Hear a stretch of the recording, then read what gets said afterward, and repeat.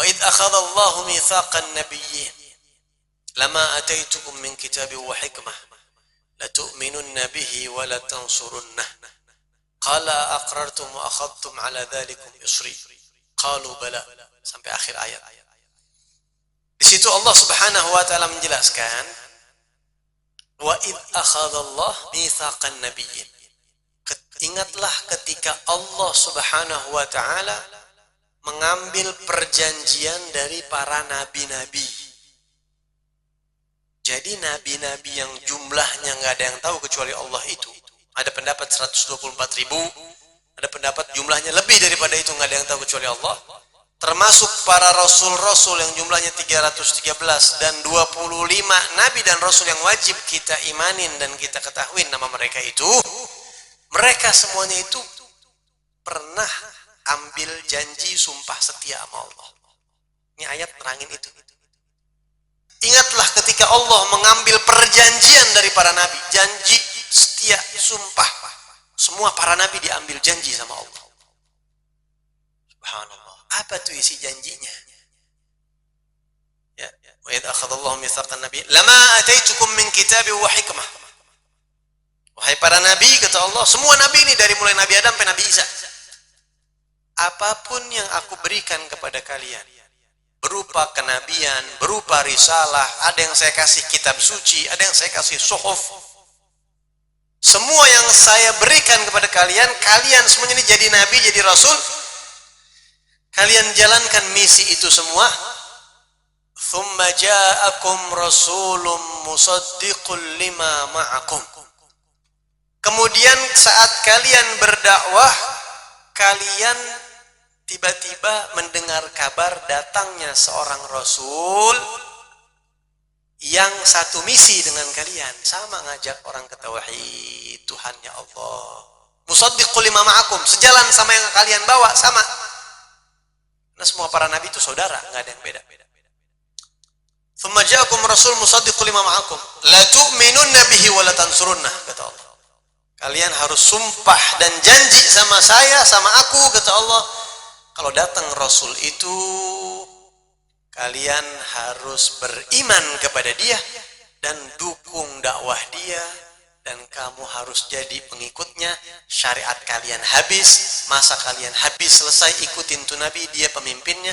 Dan bilang sama umat kalian, kita ikutin Nabi itu dan Rasul itu.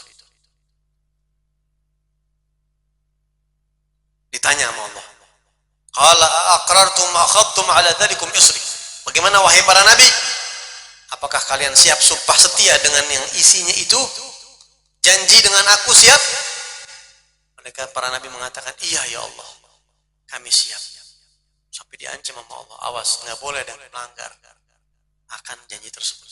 Nah, lihat tuh ayat ini, lihat tuh, lihat. Jadi Nabi Adam, Nabi Idris, Nabi Nuh, Nabi Hud, Nabi Saleh, semuanya itu mereka saat berdakwah, dilantik menjadi Nabi, di pikiran mereka sudah ditanam sama Allah sumpah setia.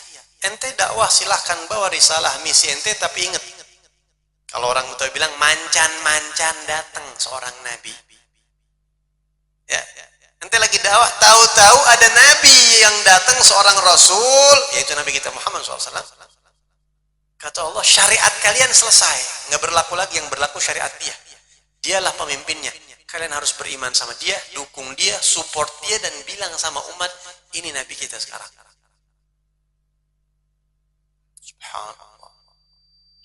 Jadi kalau Nabi Adam, Nabi Hud, Nabi Saleh, Nabi Dzulkifli, Nabi Yusuf, semuanya lagi pada dakwah, tahu-tahu Nabi Muhammad datang, pamornya habis. Jadi kalau kita andai kata kita bisa ngulangin hidup, ada mesin waktu begitu misalnya, terus kita kembali ke 2500 tahun yang lalu, akhirnya kita ketemu sama Nabi siapa gitu misalnya. Atau kita kembali ke berapa ribu tahun ketemu Nabi Yusuf. Wahai Nabi Yusuf, ini saya mah kepo ini ya, kepo pengen nanya, bener apa kagak nih?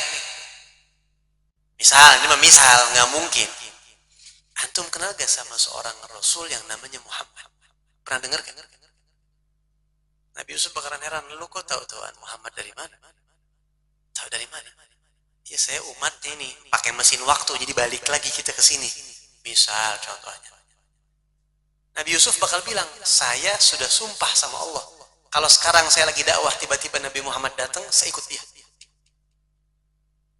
Saya jadi pengikutnya, jadi umatnya. Sehingga dengan ayat ini, Nabi Muhammad dinyatakan Imamul Anbiya wal Mursalin. Sayyidul Anbiya wal Mursalin. Pimpinan para Nabi dan Rasul. Semua Nabi dan Rasul udah tahu, sampai pada heran. Siapa ini Nabi Muhammad? Siapa ini Rasulullah yang sampai kita diambil sumpah sama Allah. Kalau lagi dakwah, dia datang ikutin dia. Subhanallah. Al-Imam As-Subki mengomentari ayat ini, beliau mengatakan, apa hikmahnya? Ini banyak keterangan ulama tentang ayat ini ya, dikomentarin macam-macam. Di antaranya kata para ulama, ini pertama supaya ngasih tahu sama kita bahwa para nabi itu satu misi. Kagak ada nabi main sikut-sikutan dan menghilangkan sifat hasud dari para nabi. Nabi nggak ada yang hasud, Pak. Kalau ulama mungkin bisa hasud. Ya. Kalau nabi bisa hasud gak? Kalau ulama kan bisa hasud. Tiba-tiba ada satu ulama datang, itu mah ustad, apa begitu itu. Masih bisa begitu tuh. Melapak gua kerebut ini sama dia. Pamor gua kalah sama dia, masih bisa begitu. Tapi kalau para nabi enggak bisa. Udah ambil janji sumpah setia sama Allah. Datang Nabi Muhammad dan ikut dia. Marhaba ya. Semuanya siap menunggu-nunggu Nabi Muhammad. Cuma kan Nabi Muhammadnya enggak. Ini mah ibaratnya cuma mancan-mancan doang begitu. Nabi Sulaiman kalau lagi dakwah, Nabi Muhammad tahu-tahu datang, kehendak Allah berubah gitu. Kan Nabi Muhammad di akhir zaman. Tapi kalau Allah tahu-tahu pengen Nabi datang, nanti ikutin dia. Siap. Tapi ternyata sampai Nabi Sulaiman meninggal belum datang Rasul. Nabi Isa meninggal belum datang. Terus belum pada datang semuanya. Andai kata tiba-tiba Nabi Muhammad datang saat mereka dakwah, mereka siap ikut Rasulullah. Satu komando sama Nabi Muhammad SAW. Rasulullah SAW juga pernah mengatakan, "Laukana Musa hayyan." Andai kata Nabi Musa hidup nih, sekarang, kata Rasulullah. Andai kata sekarang Nabi Musa hidup, dan ini berlaku bukan cuma Nabi Musa doang, Nabi siapapun andai kata hidup ngalamin kenabian saya, kata Rasulullah, lam yasa'hu illa tiba'i. Tidak ada pilihan lain buat Nabi Musa kecuali ikut anak. Jadi umat Nabi mau nggak mau. Makanya nanti Nabi Isa ini turun ke bumi, sholatnya cara kita, Pak. Pakai syariat Nabi Muhammad. Syariatnya nabi-nabinya begini, hilang semua. Kalau syariat Nabi Muhammad datang, hilang semua, nggak berlaku. Kitab suci mereka nggak berlaku, syariat mereka nggak berlaku. Ikut syariatnya Rasulullah. Makanya nanti Nabi Isa jadi makmumnya Imam Mahdi atau jadi makmumnya umat Nabi Muhammad SAW. Ikut sholat cara kita. Pakai cara kita Nabi Isa. Karena udah janji sama Allah.